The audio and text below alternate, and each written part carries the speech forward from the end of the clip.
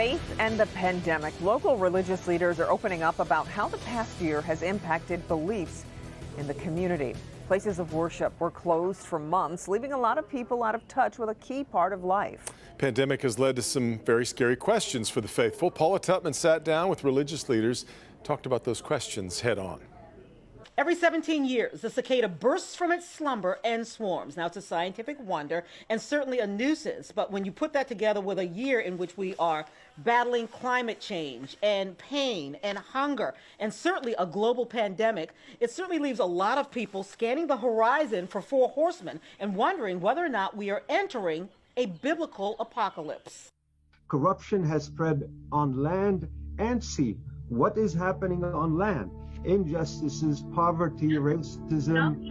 I mean, we can go on and on and on. We turn to a roundtable of religious leaders for answers. A Baptist minister, an Episcopalian bishop, an Islamic imam, and Muslim social activist.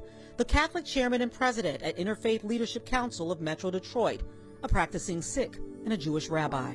I agree, Imam, injustice is rife, and I think part of what COVID has revealed is both the goodness and the flawedness of humanity. My sense is that this is a calling to us to be our very best self. In the Bible, it is the book of Revelation. In Islam, the end of the world is referred to as the hour.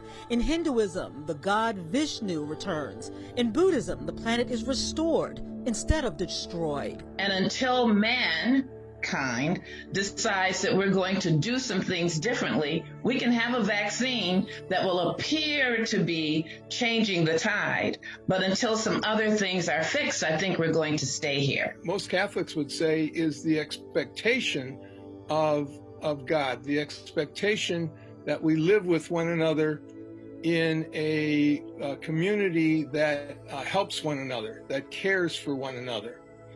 And that it was immediately obvious that we had lost that sense that we should be caring for one another, and we're paying a price for it. It was hard this past week to sit at my Seder table at Passover and not make a connection to the ancient plagues that befell the Egyptian people and Pharaoh, and not make the connection between what's happening in our world. And so I really think that the plagues that we are facing today have to be seen in context with the challenges of the day. And I'm not just talking about health challenges of the pandemic. I'm talking about racial challenges, gender challenges, the demons that we are facing in our society. And maybe in some way, these modern plagues are a chance for us to have a reckoning and to realign ourselves with what really matters. And when we think of the ship that ferries us through this storm, perhaps there will be some comfort in knowing that cicadas are not actually locusts. And so that can be taken off the checklist for talk of an Armageddon reckoning. And we certainly don't bring revelations into it that's just going to screw up everything. We're already in a pandemic. We need not cause more confusion. I want to fast forward 10 years from now, look back at this pandemic and understand, what did I do? What did you do? What did we do that moved our humanity forward? And are we better for it?